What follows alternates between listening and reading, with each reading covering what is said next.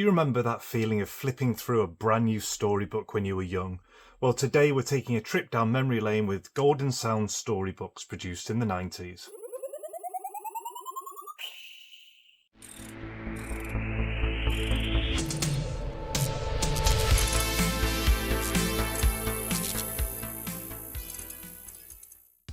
Welcome back to another video, and today we're looking at a true gem from 1991, Snow White and the Seven Dwarfs, produced by the company Golden.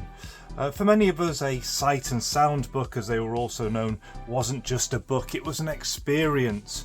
So before we get into this exact story, let's talk about what made these books so special.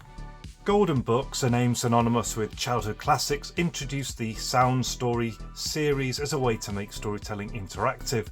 The storylines were often familiar tales or adaptations of popular movies and TV shows from the time, but what made this book stand out was the panel of buttons, each one triggering a sound effect that matched moments in the story. And it was this simple addition that turned an ordinary story time into an immersive adventure. So let's take a look at some of the features. On the front we've got this thick durable cover with these buttons down the right hand side. Here we have the battery holder, which takes 3 cell batteries, and a speaker up here at the top. Looking inside, in this inside panel, this is where you would write your name, and here we can see the Disney Snow White and the Seven Dwarfs, that it's a golden book, it's been adapted, and it was in collaboration with Disney in 1991. Going further, we can see there's a detailed intro part here, but then followed by much larger font and images here that correspond to a button on the right hand side. And as each sound effect was designed to correspond with a particular moment in the story, so for instance here, this made every page turn an exciting anticipation of what was going to happen next on the next page and which buttons you were going to be able to push. And believe me, for a generation growing up in the early 90s, this was cutting edge entertainment. Finally, as we flick through all of these and we get to the very back cover, we can see that we have information on battery replacement and general safety and care. Finally, taking a look at the back page, we can see here 10 magical sound effects to enhance the reading of the classic Disney tale of Snow White and the Seven Dwarfs. Just push a sound picture and bring the story to life. Follow the story, press the matching picture, hear the sounds, and as I mentioned, there's other titles available: Bambi, Dalmatians, Little Mermaid, Mickey's Birthday Surprise, Mickey's Treehouse Adventure, Minnie and Me, Peter Pan, Snow White, Winnie the Pooh, and a whole number of other ones. Now, if you'd like to relive one of these stories, sit back, relax, and let the sound effects take you back to those simpler times. This is the story of Snow White and the Seven Dwarfs. Once upon a time there lived a lovely princess named Snow White. Her vain and wicked stepmother, the Queen, feared that someday Snow White's beauty would surpass her own. So she dressed the princess in rags and forced her to work as a maid. Each day the Queen asked the magic mirror on the wall, who is the fairest one of all? And as long as the mirror answered, you are the fairest one of all, Snow White was safe from the Queen's cruel jealousy. One day the mirror answered differently. To find out what happened, press a sound picture every time you come to a picture. It was morning and Snow White was drawing water from the castle well. She sang a song with her friends, the birds. And she laughed. As she turned to leave, a handsome prince appeared. They spoke for a few moments. Then, his eyes shining with love, the prince pledged his devotion and rode off into the woods. The jealous queen, who'd been watching from a window, went to her mirror and summoned its magic spell. Magic mirror on the wall, who is the fairest one of all? Alas, said the mirror, there is one more beautiful than you. It is Snow White. Enraged, the Queen ordered the royal huntsman to take Snow White into the forest and kill her.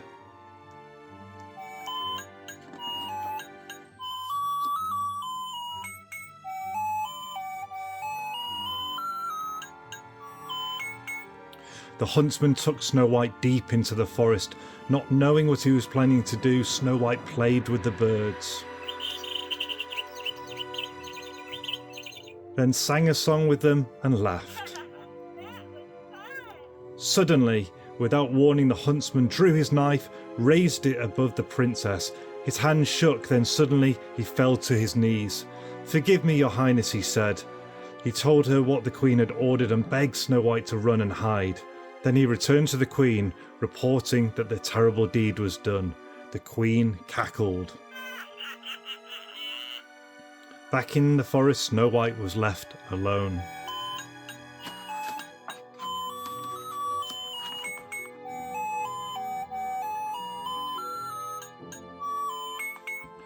The sky grew dark and the trees seemed to close in around Snow White. She was about to flee in fear, but then she heard the song of the birds, and she began to feel better. The birds led her to a cottage. She knocked on the door, and when no one answered, she went inside. The place was messy, and she thought, maybe if I clean up, the people who live here will let me stay. So singing along with the birds, she swept out the dirt and cobwebs. Upstairs, she laughed with delight when she found 7 little beds with names carved on them: Doc, Happy, Sneezy, Dopey, Grumpy, Bashful and Sleepy. Thinking the beds must be for children, she lay down and fell asleep.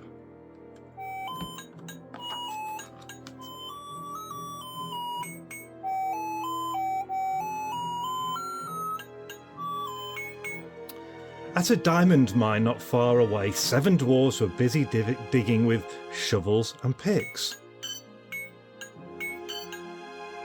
The one named Doc called, and the little men marched towards home. When they got there, they stared at their cottage in surprise. It was clean. "Mark my words," said Grumpy, "there's trouble a-brewing. Maybe it's a ghost or a goblin," said the others. Worried, they marched up the stairs where a mysterious shape lay under the covers. When it moved, they were surprised to see it was a young woman. Snow White woke up. "Why, you're not children," she said. "You're little men." Bashful smiled.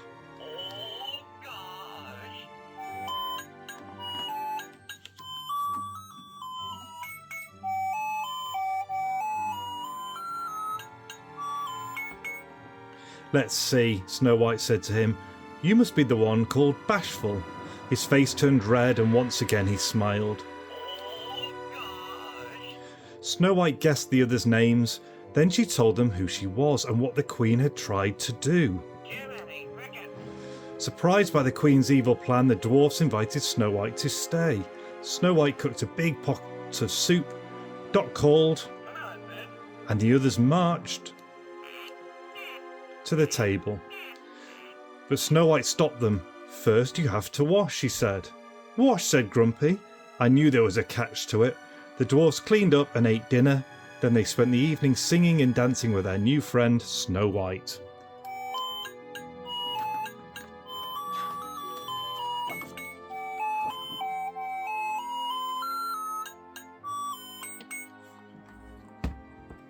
At the castle, the queen stood before her mirror and summoned its magic spell. "Magic mirror on the wall, who is the fairest one of all?"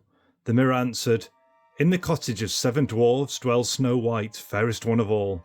Realizing the huntsman had tricked her, the angry queen decided to visit Snow White herself. Chanting a magic spell, the queen was instantly changed into an old woman. She mixed a magic potion and dipped an apple into it. The old woman's face twisted into an evil grin and she cackled. One taste of this poison apple and her eyes will close forever in the sleeping death. The only thing that can wake her is love's first kiss.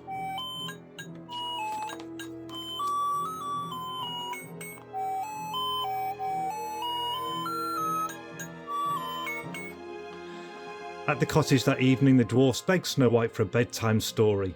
She told them about the charming prince, describing how she had laughed and spoken with him. Then she told them how he had pledged his eternal love. A few of the dwarfs were surprised. Bashful just smiled. The next morning, Doc called, and the dwarves lined up to go to work. They warned Snow White to beware of strangers. Then she kissed each one of them on the top of the head, causing Bashful to smile.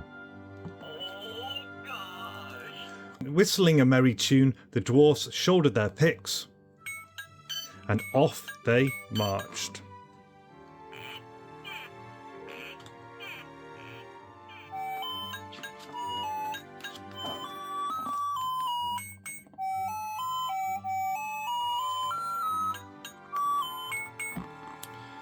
Left alone with the birds, Snow White baked a pie. As she finished, she saw an old woman watching her through the window and cackling. "This is a magic wishing apple," said the woman. "One bite and it will cast a spell, making your wish come true." Then she offered the poison apple to Snow White. Snow White took the poison apple and thought of a wish. "I wish the prince would take me to his castle and we would live happily ever after." Then she bit into the apple and was overcome by its evil spell.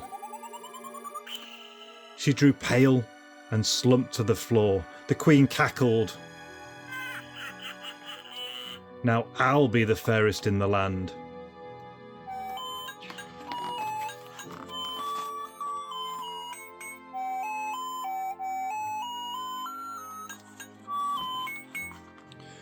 The birds flew into the woods looking for help. They found the 7 dwarfs at work with shovels and picks.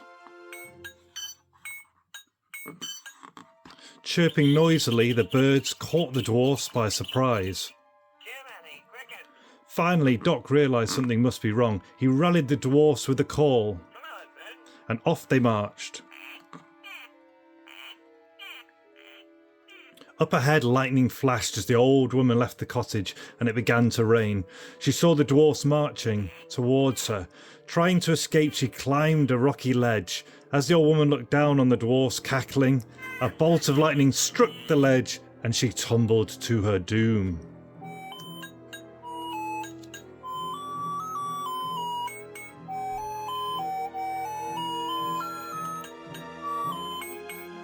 Gesturing to his friends, Doc called, and the dwarfs marched towards their cottage to see if Snow White was all right. They were surprised and heartbroken to find her lying on the floor lifeless, but Snow White was so beautiful, even in death, that the dwarfs couldn't bring themselves to bury her, so they built a glass coffin and kept eternal watch at her side with the animals and the birds of the forest.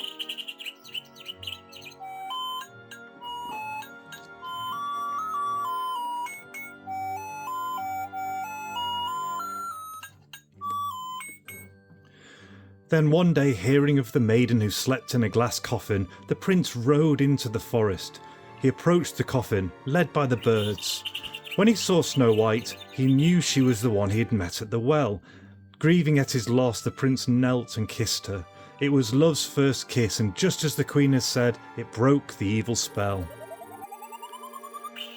Snow White sat up and the prince lifted her onto his horse. The dwarves stared in surprise, then cheered and jumped for joy, but soon they were joined in celebration by the animals and the birds. Snow White kissed the dwarves goodbye, making Bashful smile. Then, waving to her friends, she rode off with the prince to his castle, where they lived happily ever after.